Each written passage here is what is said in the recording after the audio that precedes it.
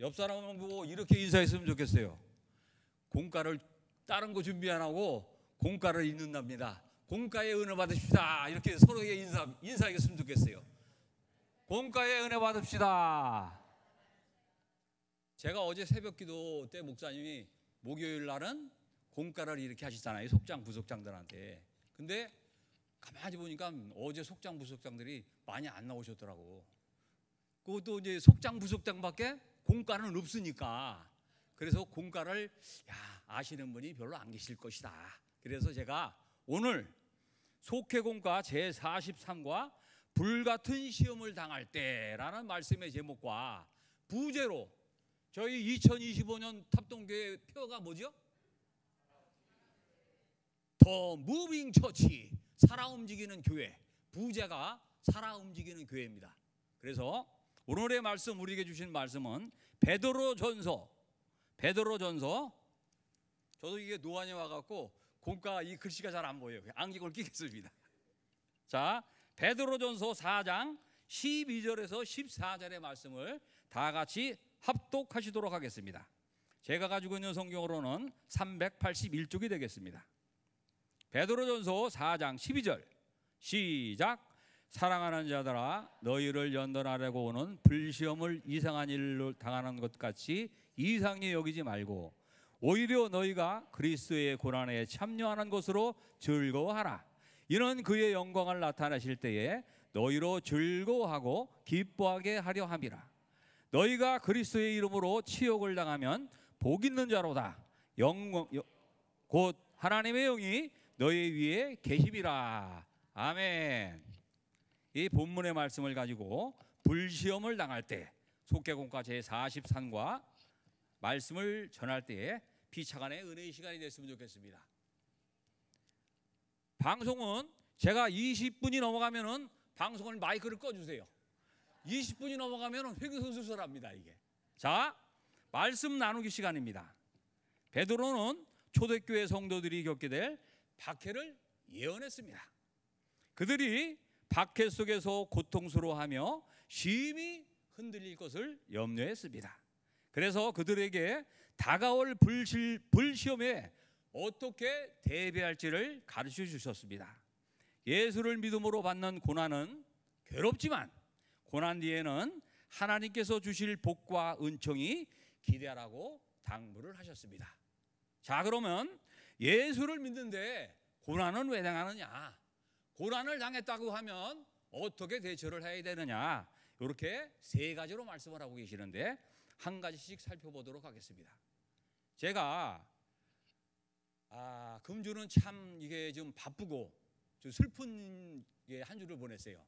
그렇지 않으면 제가 공과를 준비하면서도 거기에 이제 말씀을 좀 토도 달고 이렇게 해서 우리 속도오더라고 이렇게 은혜를 나누는데 저희 화요일 날 출근을 했더니 이제 제가 복지관에 근무를 합니다.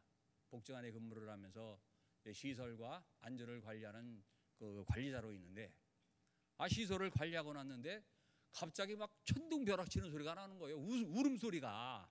그 여직원들이 막 펑펑 울어서 무슨 일인가 하고 이제 쫓아 올라가 왔죠. 그랬더니 우리 과장님이 돌아가셨다는 거예요. 과장이라고 그래봐야 제 나이 또래밖에, 제 아들 나이 또래밖에 안 됐는데 그래서 어떤 일이냐. 그러지 자기네들도 잘 모르는데 하여튼 돌아갔다고 전화가 왔다는 거예요. 그래서 제가 관장님한테 보고를 드리고 자초지종이 어떻게 됐는지 제가 그 과장 댁을 한번 방문하겠다. 그래서 다른 과장하고 했고 아파트로 방문을 했는데 벌써 이제 경찰차가 오고 앰뷸런스가 와서 벌써 시신을 입은 상태로 이렇게 천으로다 쌌더라고요 벌써. 그래서 이름이 고인이 된 조오상 과장인데 오상아 이게 어떻게 된 일이냐. 어제까지 회의자라고 이렇게 당구도 치고 그렇게 놀았는데 오늘 이렇게 하루아침에 싸르란 시체라는 이게 웬일이냐.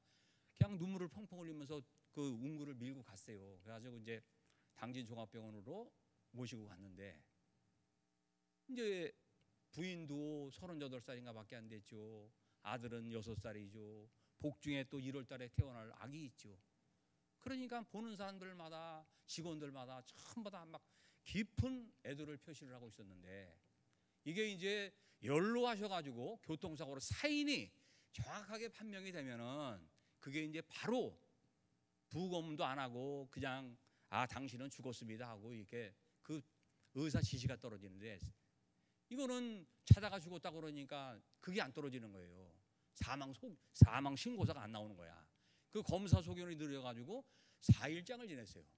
그래가지고 복지관장으로 지내자. 그래서 아침 저녁으로 줄을 차서 계속 장례식장 가서 빈소를 지키고, 저는 10시까지 또 최고 또 나이 먹은 사람이라고 10시까지 또한 빈소를 지키면서 조문객을 맡고 했는데, 그래서 핑계 아닌 핑계지만 제가 이렇게 그 말씀을 제대로 준비를 못했습니다.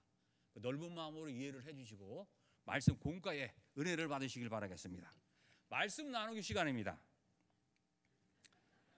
초대교회는 초대교회 성도들이 겪게 될 박해를 예언했습니다. 그들이 박해 속에서 고통스러워하며 심히 흔들릴 것을 예언했다고 벌써 저한테 읽어드렸죠? 그래서 고난 뒤에 오실 하나님의 복과 은총을 기다리자. 그럼 믿는다고 우리가 고난을 안 당하느냐? 그렇지 않다. 고난이 온다. 고난이 오지만 어떻게 대처를 해야 하느냐? 첫 번째가 이상히 여기지 말아야 한다 그랬습니다. 베드로는 박해와 불시험이 와도 이상히 여기지 말라고 했습니다. 불시험은 순금과 찌꺼기를 분리하고 가짜와 진짜를 구분합니다. 그 시험을 믿음으로 잘 통과하면 하나님 보시기에 합당한 성도, 어떤 성도냐? 우리 탑동교회처럼 살아 움직이는 성도가 된다 이 말입니다. 고난은 성도의 삶을 정화합니다. 고난 속에서 신앙과 인격이 재련됩니다. 환난은 인내를, 인내는 연단을, 연단은 소망을 이루기 때문입니다. 하나님을 잘 믿고 교회에 열심히 다니는 우리 탑동교회 성도님 같은 분들도 때로는 불시험이 있을 수 있습니다. 그때 불평하거나 비판하거나 하지 말고 자연스럽게 여기며 당황하지 말아야 합니다.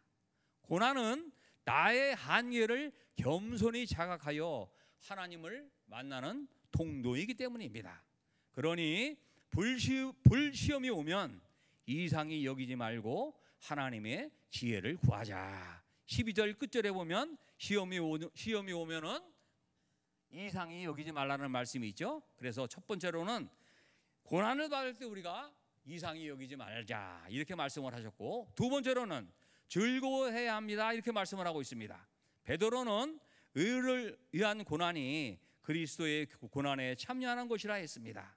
의를 위한 고난은 예수를 구주로 믿는 것이기 때문에 겪게 되는 고난입니다.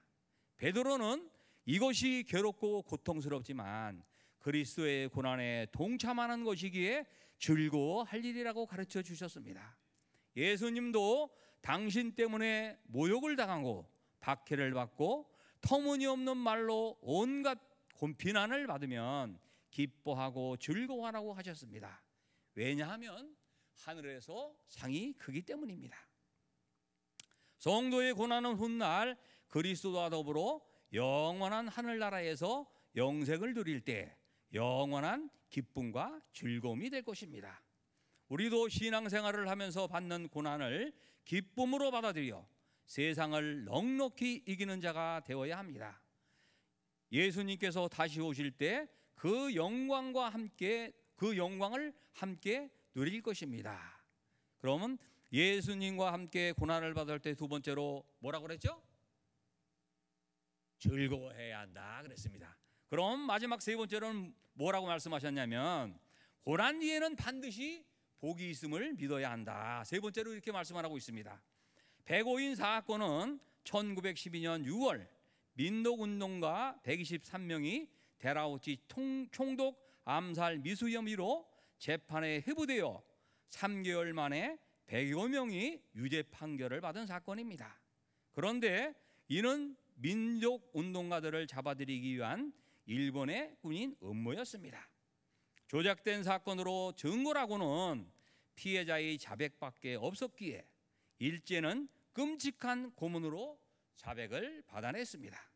당시 중학생이었던 선우은이라는 학생은 그 하도 고난을 당하는 고문에 못 이겨서 이 괴로운 육체를 벗고 저 하늘나라로 가고 싶습니다. 스데반처럼 내 영혼을 받아 주옵소서. 중학생인데 참 고상하게 이렇게 그 고난을 이기게 해달라고 기도도 했네요. 이 괴로운 육신을 벗고 저 하늘나라로 가고 싶습니다. 스데반처럼 내 영혼을 받아 주셔서. 중학생이 이렇게 기도를 했다는 거예요. 고문이 얼마나 심하면. 백오인 사건은 기독교 말살하려는 혹독한 박해였지만 이 일로 사람들은 한국 교회를 민족의 십자가를 지는 종교로 인식하게 되었습니다. 그 결과 한국 교회는 민족의 등불이요 소망이 되었습니다. 그래서 이 당시 3.1운동에 민족 지도자 33인 중에 이때 당시는 16명이 기독교인이었다는 거예요.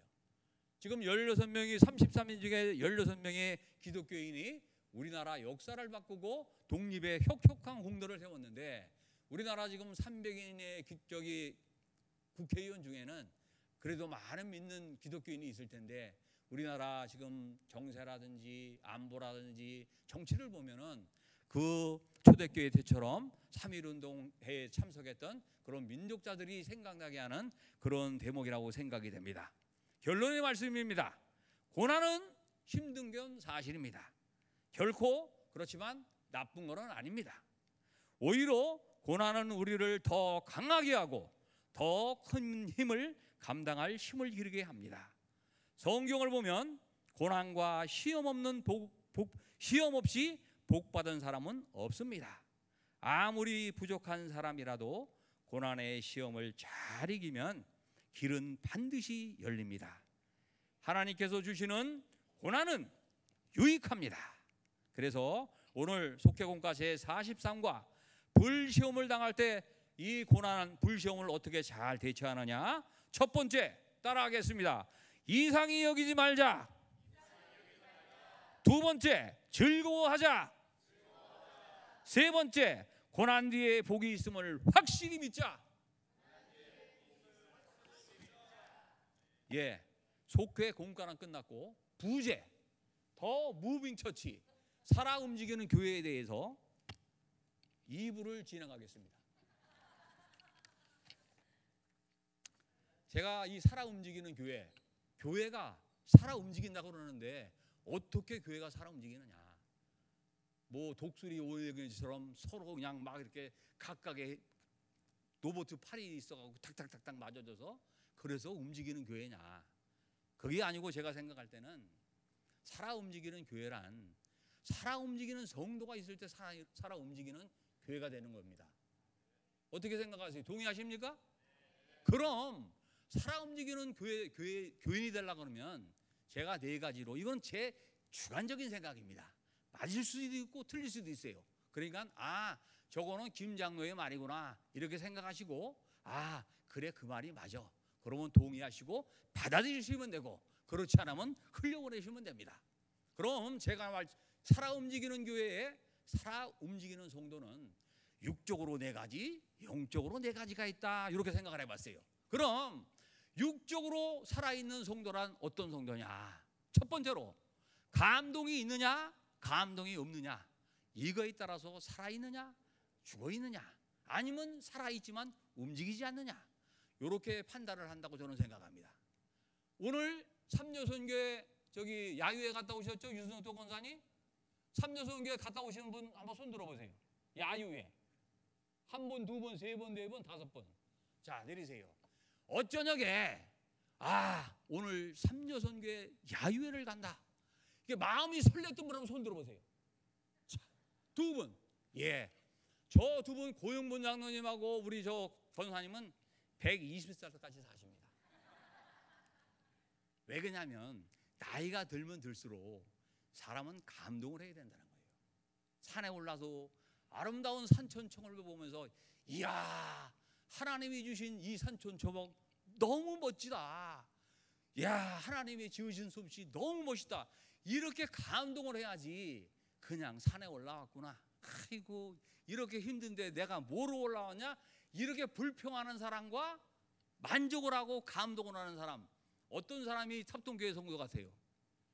감동하는 사람, 이 사람이 살아 움직이는 교회에 살아있는 성도라는 겁니다. 그래서 첫 번째가 감동을 하느냐 감동을 하지 않느냐가 제 판단에는 살아있는 성도냐 죽어있는 성도냐 그냥 복지부동하고 있는 성도냐 이렇게 판단을 내리는 겁니다. 두 번째로는 뭐냐, 웃느냐 웃지 않느냐 이거로 판단을 합니다. 우리 성인들은 아이들은 지금 갓난 아이들은 하루 평균 400회 정도를 웃는답니다. 근데 성인이 될수록 점점 웃음이 줄어들어서 성인들은 하루 평균 15번밖에 안 웃는데요. 한번 가만히 생각해 보세요. 성도님들도 내가 오늘 몇 번이나 웃었나. 15번 웃는 웃음 중에도 비웃음이 반인가 그렇답니다. 그만큼 안 웃는다는 거예요. 우리 성도, 우리나라 사람들이. 그래서 제가 판단할 때 우리 탑동교회 성도님들은 살아 움직이는 교회 다니는 우리 성도님들은 살아 움직이는 성도가 되려면 잘 웃어야 됩니다. 자, 한번 웃어보세요. 자, 웃는 거 이거 잘 힘듭니다. 그래서 웃음 치료사가 있고 웃음도 연습이라는 거예요. 그래서 우리 얼굴에는 꼬리가 두 꼬리 있는데 무슨 꼬리냐면 눈꼬리와 입꼬리가 있다는 거예요. 그래서 눈꼬리와 입꼬리가 가까워지면 가까워질수록 행복지수는 올라간다. 자, 한번 웃는 표정을 한번 줘보세요. 눈꼬리, 입꼬리가 서로 가까워지게. 자, 웃어보세요 한번. 이 성도가 살아있는 교회라는 겁니다. 제가 생각할 때 살아있는 성도의 두 번째 조건이 뭐냐? 잘 웃느냐 웃지 않느냐. 15번 웃는다는데 우리는 그 곱하기 2를 해서 하루에 30번씩 웃읍시다. 그래서 왜 성도들이라고 어려운 일이 없겠어요? 불시험이 왜 없겠어요? 어려운 일이 왜 없겠습니까? 웃을 일이 있어야 웃지요. 많은 사람들은 그럽니다. 근데 웃음이란 절대 그렇지 않습니다. 웃음이란 웃어야 웃을 일이 생기고 행복해서 행복한 게 아니고 행복하다고 마음을 먹고 그러면 행복이 찾아온다는 거예요. 두 번째가 그래서 웃느냐 웃지 않느냐가 살아있는 성도냐 죽은 성도냐 복지부된 학원 성도냐 이렇게 판단을 제 나름대로 내려봤고, 세 번째로는 뭐냐, 감사하느냐 감사하지 않느냐. 우리 탑동교회 모든 성도님들이야 뭐 감사를 하루에도 수십 번씩 하시겠죠. 근데 그렇지 않은 분도 계실 것 같아. 얼굴 표정 보면은 얼굴에 감사라고 써 있는 분이 있어. 제가 딱 보면. 그래서 감사를 잘하느냐 감사를 잘 못하느냐. 제가 이렇게 또 이거 했다고 우리 집사람한테 가서도 혼나는 거 아닌지 모르겠네요. 잘 감사를 많이 하는 사람. 그래서 제가 복지관에서도 제가 그럽니다. 어르신들 뭐 땜빵 강사입니다 제가. 그래서 시간이 좀 모자랄 때 갑자기 강사가 오다가 교통사고가 났다, 배탈 설사가 났다 그러면 주인님 강사가 빵꾸 났습니다. 어떻게 1시간 좀 떼어주십시오. 이러면 제가 그때 가서 이제 막 이렇게 너스레를 막 떠는 게 그 땜빵 강사입니다. 그래서 지금처럼 이렇게 막 너스레를 떠는 거예요. 그래서 설교는 아닙니다. 그렇다고 강연도 아니에요. 그냥 강의도 아니고 강연이라고 생각을 해주시고 너스레를 떤다 생각하시고 이게 살아 움직이는 교회의 탑동교회 성도님들이 되기에 조금이나마 이익이 된다고 생각하면 그대로 실천하시면 좋겠다 그랬습니다. 세 번째가 뭐라고 그랬죠? 감사. 그래서 감사를 많이 하시기 바랍니다. 그래서 저는 맨날은 아니지만 그 어르신들한테 그래요. 어머니들 처음에 일어나서 첫날 새벽이든 아침이든 일어나면서 제일 먼저 하는 소리가 뭡니까? 그러니까 저희 아버님 어머님을 생각할 때 우리 아버님은 그러시던데요. 일어나면서 으이구 죽겠다 이러면서 일어나시던데요. 저희 아버님 소천하셨지만 그랬더니 어머님들은 뭐라고 일어나세요? 그래서 제가 이게 여쭤봅니다. 그러면 뭐 이상한 뭐라고 하지. 그래서 저 같은 경우는 그렇습니다. 제가 특별한 일 빼놓고는 새벽 기도를 빠지지 않고 나갑니다. 우리 왕장년님 같지는 않지만 새벽 기도를 빠지지 않고 나가는데 새벽마다 일어날 때마다 주여 감사합니다. 잘 때도 속으로 웅얼웅얼거리지만 주님으로 하루 보내주기 위해서 감사합니다. 이렇게 3번씩을 외치고 일어나고 잡니다. 어머님들은 뭐라고 일어나세요? 그래서 지금부터라도 오늘부터라도 감사를 입에 달고 사십시오. 그러면 감사할 일이 막 줄줄이 생깁니다. 이렇게 말합니다. 우리 탑동교회 성도님들은 오늘부터 일어날 때 뭐 그렇게 하고 계시겠지만 일어날 때 제일 먼저 하는 말씀이 주여 감사합니다. 한번 연습해 보겠습니다. 주여 감사합니다. 이렇게 말씀하시고 일어나시고, 주무실 때도 주여 오늘 하루 잘 보내게 해주셔서 감사합니다. 시작. 예, 요러고 주무시면은 감사가 아주 풍성하게 일어날 줄로 믿습니다.